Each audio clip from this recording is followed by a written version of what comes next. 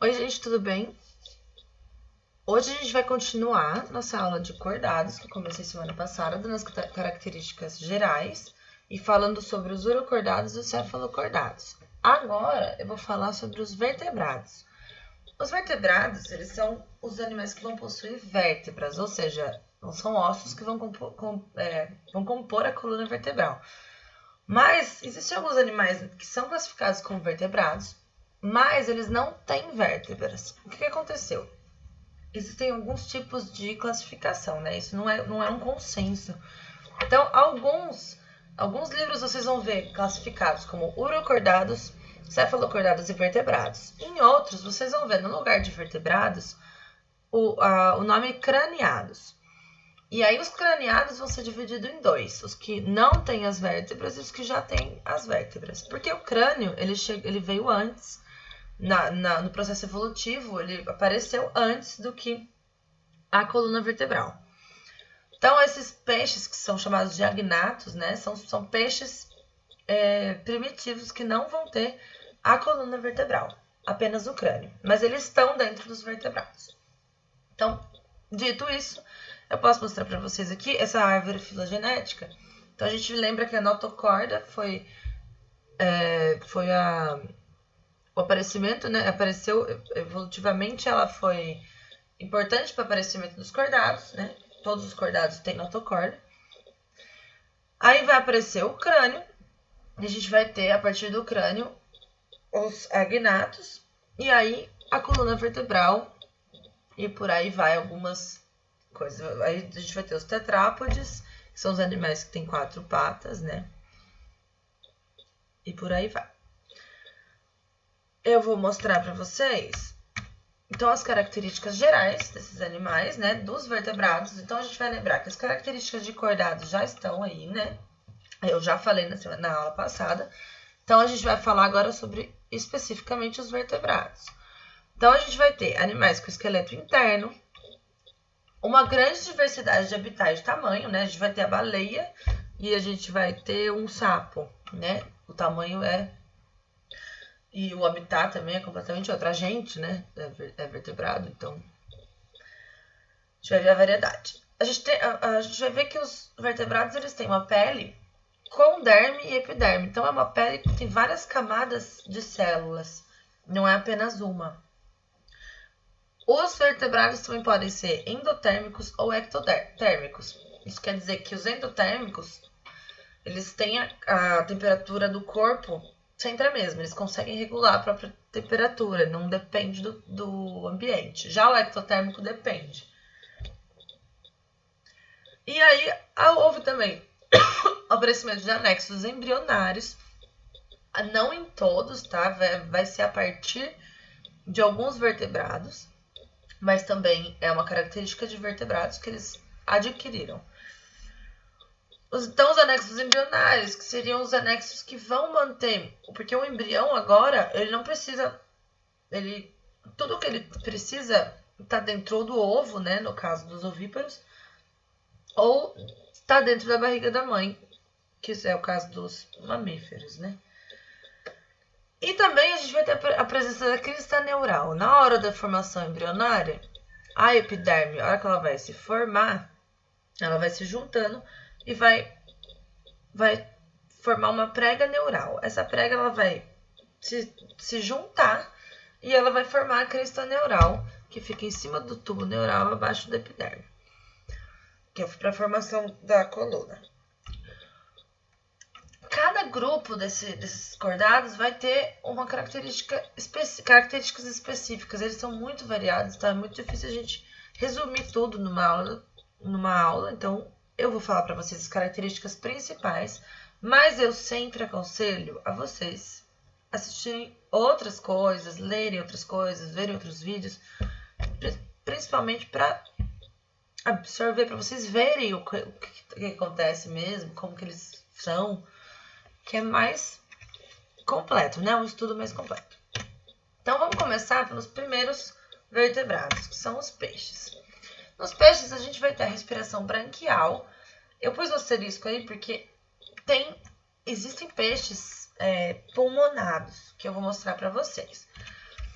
excreção dos peixes pode ser tanto amônia quanto ureia, depende do tipo do peixe, né? Que a gente vai ter peixes ósseos e peixes cartilaginosos.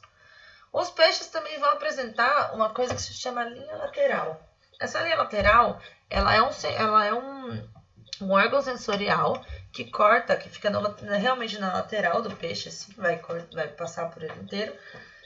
E ele consegue sentir vibrações na água. Por isso que é muito difícil você pegar um peixe da água, com a mão, por exemplo. Porque ele sente a presença, quando cai uma pedrinha na água, ele sente essa vibração. Então ele já foge.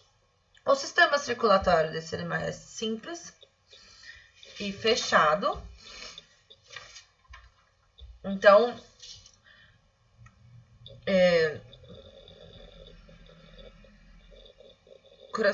o coração vai ter duas cavidades, né? Um átrio e um ventrículo. Então, o coração vai receber apenas sangue venoso. Por isso que a gente vai chamar de simples. E os peixes também são hidrodinâmicos. Eles têm um formato que é fácil para eles conseguirem nadar, né? Com mais eficiência. Vão apresentar escamas. Glândulas de muco, que deixa eles escorregadios, né? Que também me ajuda a melhorar o nado, porque diminui o atrito com a água. As nadadeiras, né? Que vão ficando mais complexas ao longo da evolução. Os grupos que a gente vai ter aqui são os agnatos, que eu falei para vocês mais cedo, que são as lampreias, os peixes bruxa, né? Eles são peixes sem mandíbula, então aí eles não têm a mandíbula ainda. Não vão apresentar a coluna vertebral, não todos, né? O peixe bruxa não tem a coluna vertebral, já a lampreia tem. Essa que eu pus na foto para vocês é a lampreia. Esse de baixo é o peixe bruxa. Eles vão ter esqueleto cartilaginoso, nadadeiras laterais, e eles são carnívoros ou parasitas. O corpo é alongado. Então, os exemplos que eu pus para vocês são o peixe bruxa, que ele também pode ser chamado de feiticeira, que é o de baixo, né? Eles são marinhos, exclusivamente. Os olhos são rudimentares. Eles não vão apresentar coluna vertebral e eles são hermafroditas. Já a lampreia, ela é marinha, de água doce, ou de água doce, né? Ela é um ectoparasita. Ela tá vendo que ela não tem mandíbula, ela tem essa boca circular. Esses espinhos são chamados de espinhos córneos, né? Como se fossem os dentes. E ela vai prender no hospedeiro e esses dentes, esses espinhos córneos, vão sugar o sangue do hospedeiro. No caso, pode ser tubarão, né? Ela se prende a animais grandes. E os olhos dela são bem desenvolvidos. Ela tem coluna vertebral, nesse caso ela é bem rudimentar, mas existe. E as lampreias são dioicas. Outro tipo de peixe que a gente vai ter, que são os peixes com mandíbula, e a partir do momento que tem mandíbula, essas mandíbulas elas são derivadas de arcos esqueléticos das brânquias. Essas brânquias, elas têm um osso que tem a sustentação, e aí a mandíbula se originou daí. Então, os peixes com mandíbula, eles vão ter nadadeiras laterais. A presença da mandíbula aumenta o poder de predação deles, né? E vamos começar pelos condrictes. Os condrictes são os peixes com mandíbula, que têm um esqueleto de cartilagem. Então, essencialmente, eles vão ser os tubarões, as arraias e as quimeras. Fora eles, o resto é ósseo, praticamente. Então, a gente vai ter um sistema digestivo completo também. As escamas desses animais são placóides, que elas são pequenininhas, para aumentar a eficiência deles, né? Você quase não enxerga que eles têm escamas. A boca, ela é ventral, então ela fica embaixo do bicho. Eles são dioicos. Algumas espécies de tubarão são ovovíparas, né? Que tem o ovo, ele cresce dentro da fêmea e vai nascer, vai eclodir dentro da fêmea. E os ovíparos que colocam seus ovos.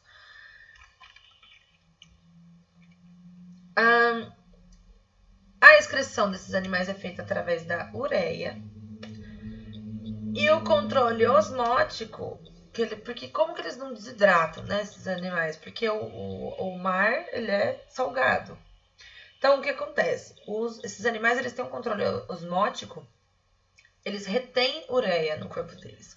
Então, a concentração dentro do corpo e fora do corpo acaba sendo igual. Então, o potencial osmótico é igual do lado de dentro e do lado de fora. Os tubarões, eles têm a renovação dos dentes. Então, quando eles perdem dentes, os dentes deles crescem de novo, diferente da gente, né? Se a gente perder o dente, a gente tem que ir no dentista fazer outro dente, né? Eles têm a projeção da mandíbula também, quando eles vão atacar, por isso que eles são excelentes caçadores. A linha lateral também é uma presença, né? É uma coisa que eles têm. E os tubarões também têm uma coisa que se chama... desculpa, eu esqueci de colocar a imagem da retenção da ureia, mas eles retêm.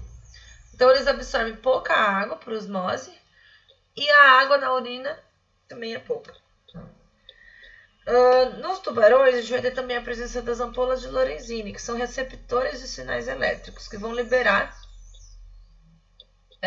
um estímulo elétrico, né, que eles conseguem, que facilita na caça deles. E também os machos dos tubarões têm uma estrutura que se chama clasper, que é uma estrutura utilizada para a cópula, na hora da fecundação. E é apenas o macho que vai ter.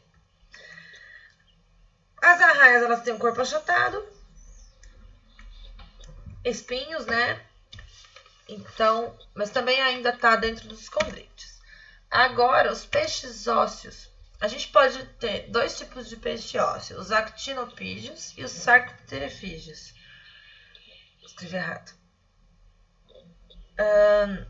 Eles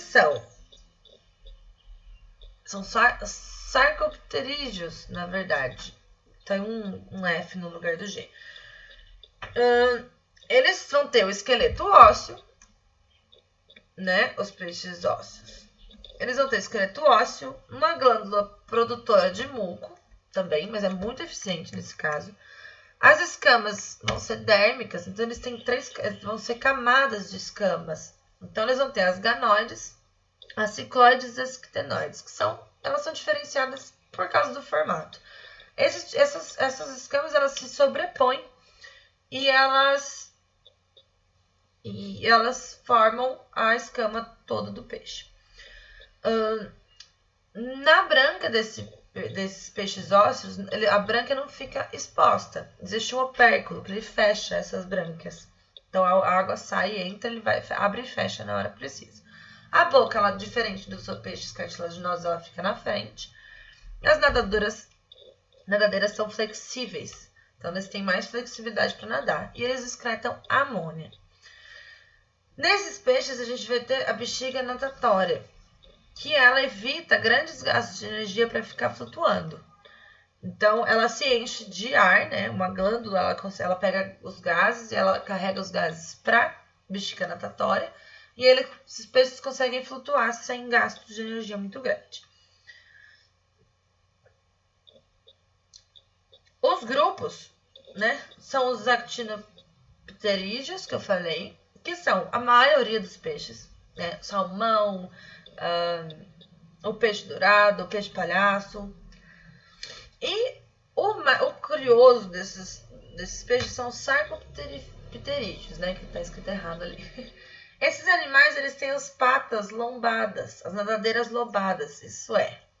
Elas ficam na parte de baixo do corpo e elas se ramificaram durante o processo evolutivo. Alguns desses animais são pulmonados. Porque o que acontecia? Por eles terem essas nadadeiras lobadas, elas conseguiam mudar de um rio para o outro. Então, eles atravessavam um pequeno trecho de terra com essas nadadeiras, né? E eles conseguiam mudar de rio.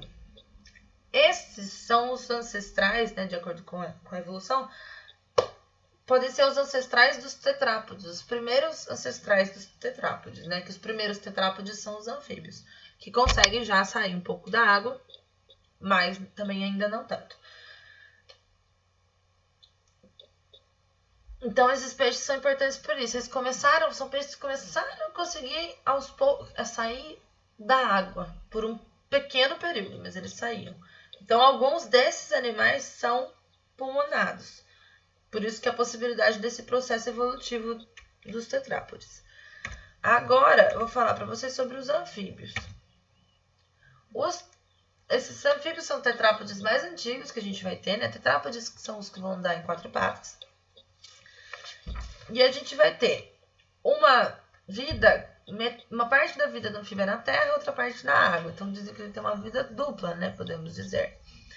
Eles têm uma respiração cutânea, pulmonar e branquial. Branquial é quando eles são girinos, pulmonar e cutânea é quando eles são adultos. A cutânea acontece porque eles têm uma pele muito fina e úmida. Aliás, eles têm a pele fina e úmida para que essa respiração cutânea aconteça. Então, você percebe que os anfíbios eles são muito dependentes da água ainda. Embora eles já consigam viver na terra. Mas quando a fecundação depende da água e a respiração também. Os olhos deles têm pálpebras. E eles têm glândulas, chamam glândulas paratóides. Essas glândulas são glândulas de veneno. Todos eles têm. Só que uns são mais fortes do que os outros. Eles não são chamados de peçonhentos, porque eles não têm presas, nem nada que aplique veneno em outros animais. Esse veneno é utilizado apenas... Alguns sapos vão ter essas glândulas que você vê que encosta e eles já vão espirrar essa glândula, mas nem todos têm. Mas todos têm veneno. E eles têm as narinas também, né, que são chamadas de coanas. Eles são ovíparos e dioicos. E essa reprodução, a fecundação deles é externa, é feita na água. Então, eles precisam da água para reproduzir. O desenvolvimento é indireto, então a gente vai ter a metamorfose, né, de girino para adulto. Então, o girino é a larva do sapo. E eles se alimentam de moscas, né? E a língua deles é protáctil, né, que ela se projeta para fora da boca para pegar o animal. E viscosa, que na hora que ela chega no animal, ela gruda. Os girinos, eles vão se alimentar de algas e restos de animais. E quando são girinos, eles respiram por brancas. A excreção do girino é amônia, porque é na água, né? Então, como a amônia é mais tóxica, ela é solúvel em água. Então, o girino, ele excreta amônia. E o adulto, ele vai excretar ureia. O sistema circulatório dos sapos, quando o girino, eles têm um coração com 2 cavidades. Aí eles se desenvolvem e vão ter um coração com 3 cavidades. Então, esse sistema circulatório é fechado, duplo, porque o sangue vai passar 2 vezes pelo coração em cada ciclo. E é incompleto, porque existe a mistura do sangue arterial com o venoso no ventrículo. Porque ele vai ter um ventrículo só. A gente vai ter 3 grupos desses sapos. Desses anfíbios. A anura, que são os anfíbios sem cauda, que são os sapos, as rãs e as pererecas. A diferença desses 3 é, o sapo ele tem essa pele rugosa e ele tem a glândula paratóide. A perereca vai ter ventosas na ponta dos dedos.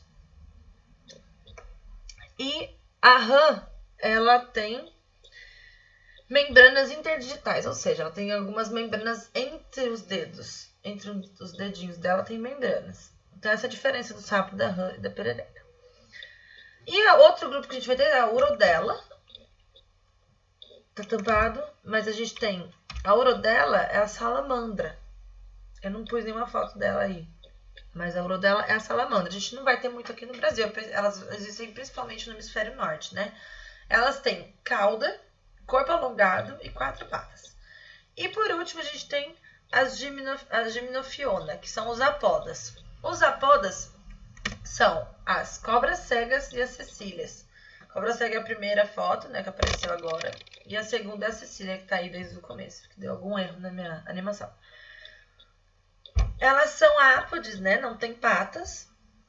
E são escavadoras. Então, até por isso mesmo que às vezes os olhos delas, o olho dela não são ausentes, né, ou muitas vezes cobertos. Elas não precisam, né, dela, dos olhos. O corpo delas é vermiforme.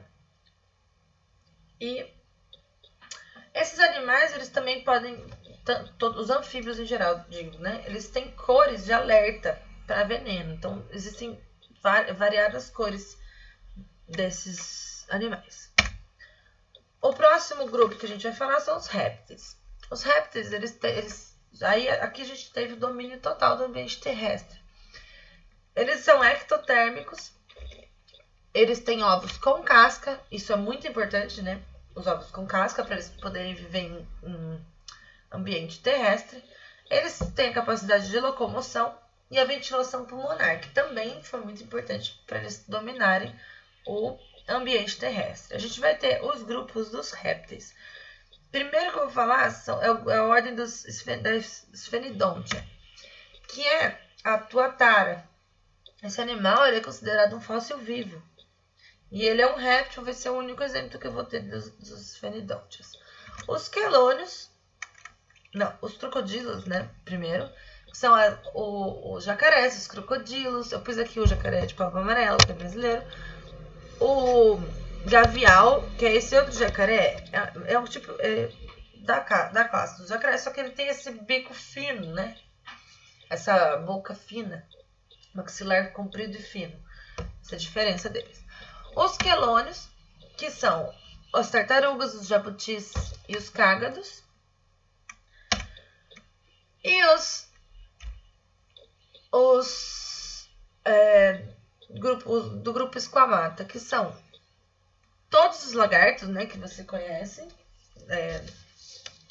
lagartixa, lagarto e as cobras, serpentes, vão estar no grupo dos répteis.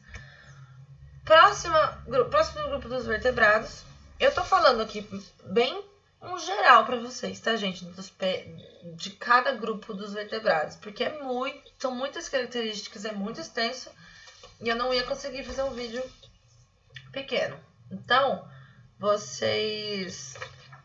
eu aconselho vocês a sempre pesquisarem mais do que eu tô falando para vocês. E as aves. As aves, elas vão ser ovíparas também, né? Elas podem ser encontradas em diferentes ambientes. E, atualmente, existem mais de 9.000 espécies catalogadas, né? O corpo desses animais é coberto por penas. Eles têm patas, bicos e asas. E voam. Não todos voam, tá? Alguns não voam. Por causa de estruturas corporais. Eles vão ter penas e canto, né? Esses dois, principalmente o canto, em algumas espécies, serve para atrair fêmeas. Então, é importante para reprodução desses animais. E as aves são os animais que mais vão sofrer com o tráfico de animais. A gente tem muitas espécies de aves que estão em extinção por causa desse transporte e venda ilegal de animais exóticos, né? Ontem mesmo eu vi uma reportagem sobre... encontraram várias cacatuas transportadas dentro de garrafas PET de 600 ml. Então, é absurdo.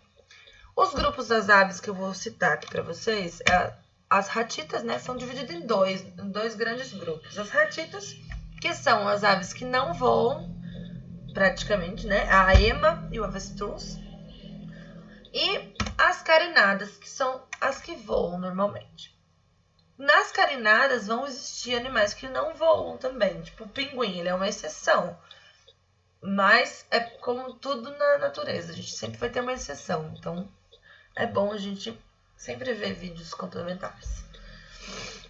Mas a maioria vão ser das carinadas. Então, nas ratitas a gente vai ter a ema e o avestruz mesmo. E por último, a gente vai falar dos mamíferos, que somos nós, né?